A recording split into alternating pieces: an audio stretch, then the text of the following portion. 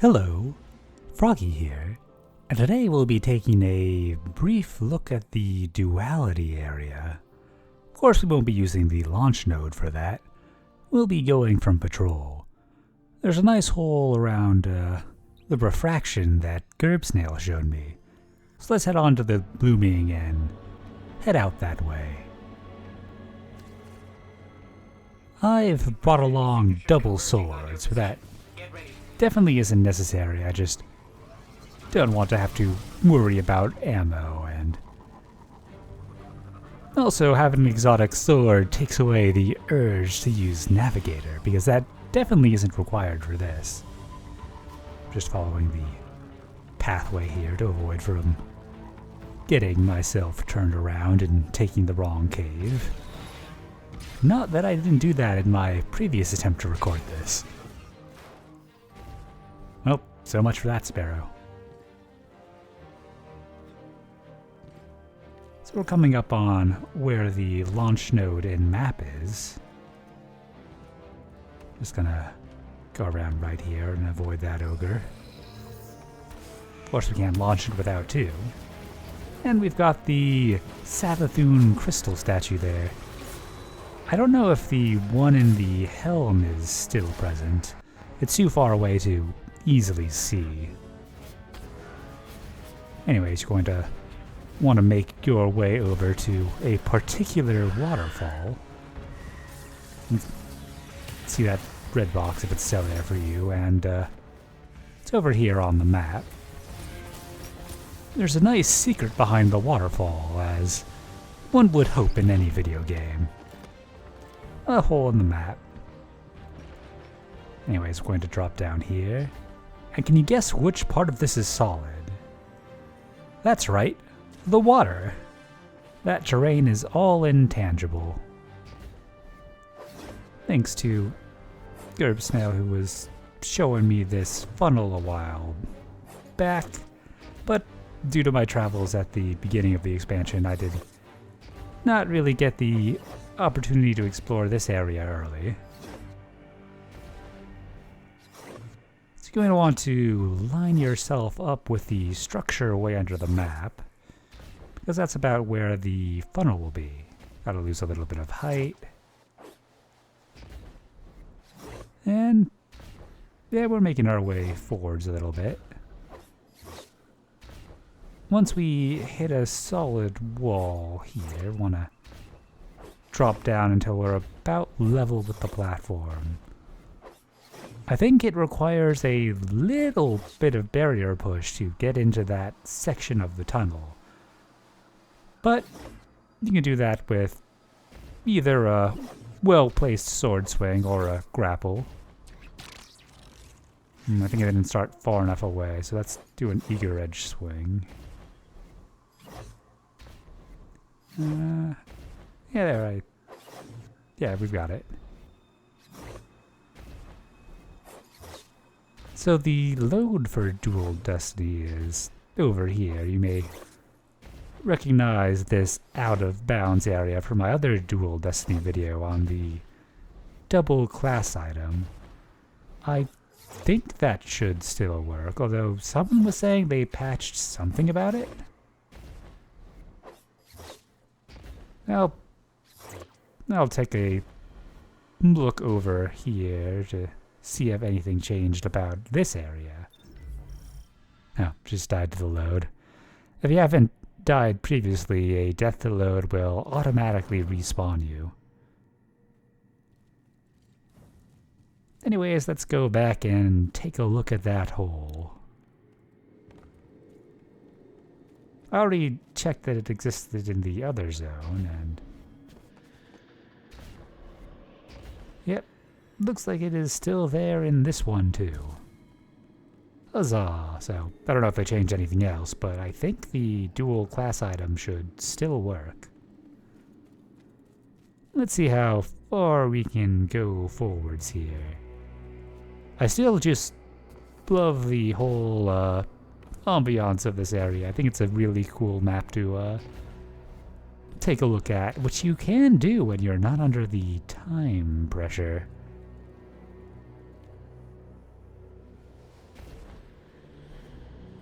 Yeah, it's got all sorts of fun little jumping puzzles. If you ever find yourself getting lost, generally there's some subtle red lighting to point you in the right direction. Just a tip for anyone who gets lost during this mission. Doesn't look like we have a whole lot blocking our way.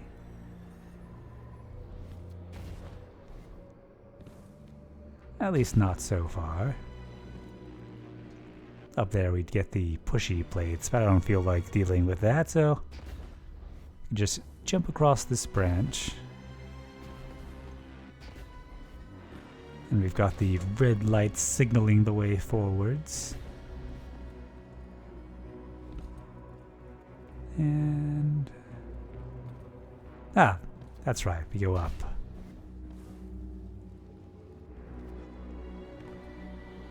We don't have the benefit of the moving platforms, but luckily those are not really needed. There's plenty of little odds and ends you can jump on here.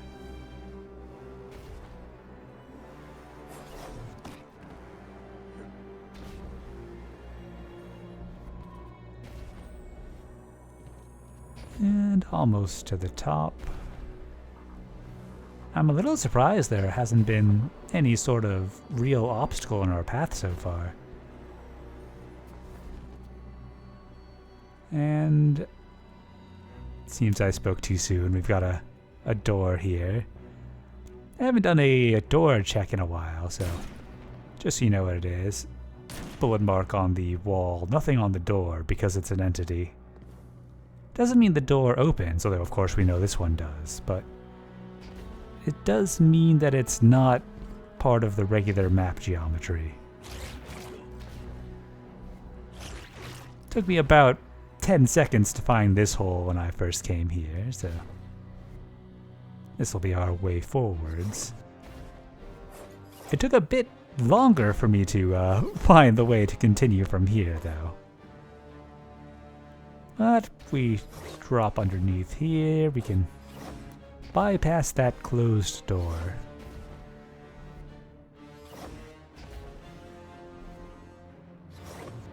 Always get a little bit turned around at this part, but the general idea is that you want to make your way up.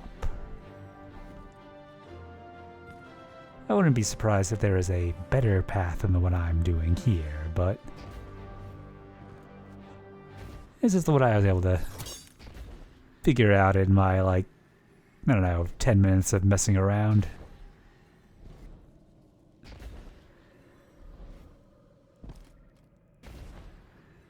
Yeah, I'll spend a grapple.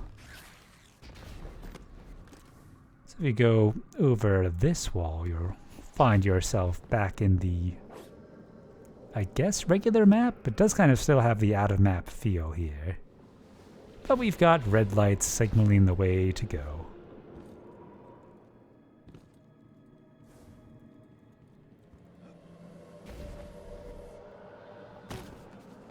Pretty far in now. So the room coming up after this one can be a little bit tricky because it's got a lot of turnbacks. Very easy if you're using Navigator or the like, but without it, it can be a little bit of a pain. Of course, we have to get to that room first. Nice tree. Ah, there we go. A little bit of red glow going on. I think it's around here. Oh, no, there we go. But it did get us on the right track. Alright. Now we're in the Turnback Room. So there's kind of a slanting level of turnback where as you go further forwards you need to go higher up or you'll just get hit by turnback. Or if you go by any nice to jump on surface. There might be some way to weave around them, but I've generally found that it's best to just go from a sort of high point like this tree, and that pretty much gives us enough. Plus, of course, the grapple. Grapple will reset your height ceiling, so you can get a bit more air out of your jump. Who needs those lifts anyways?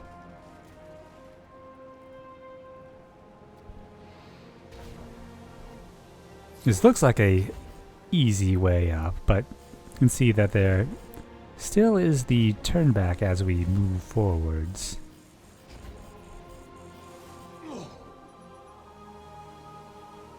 Probably could just go fast and like ricochet your way up, but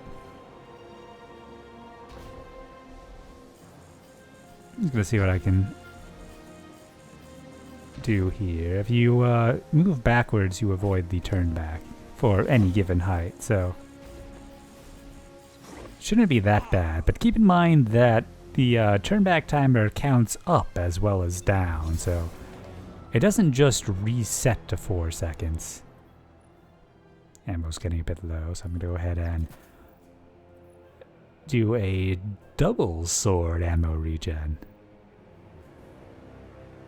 Let's see, I'm at 33.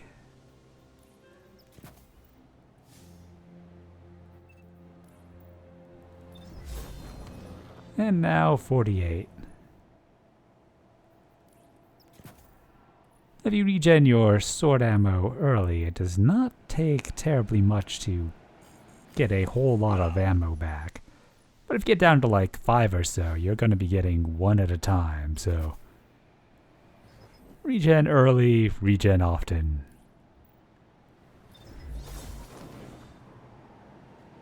I don't think it'll have any problems with the upcoming armor change, but who knows? We've got another tree here, so that'll probably give us all the height we need.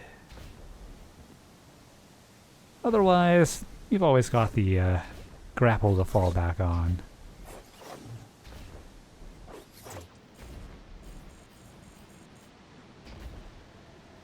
Oh, nice, a lower section. Oh, we've managed to get through pretty much all of it. We just got the boss room and the loot room next. Ah, the tractor beam of hands. No tractor beam, but we do have the hands. Ah, ground again. So, unfortunately, we're not able to get much further than this, at least not without doing some fancy box breaking. This door is closed and solid. Let's see another door check here. Don't know if you could finagle some sort of hunter blink to get past that, but the wall that it's built into is pretty solid, and the area that we have to look for a hole is pretty small, so sadly not going to be getting out that way.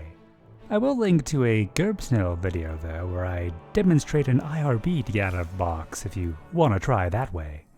Anyways, happy exploring.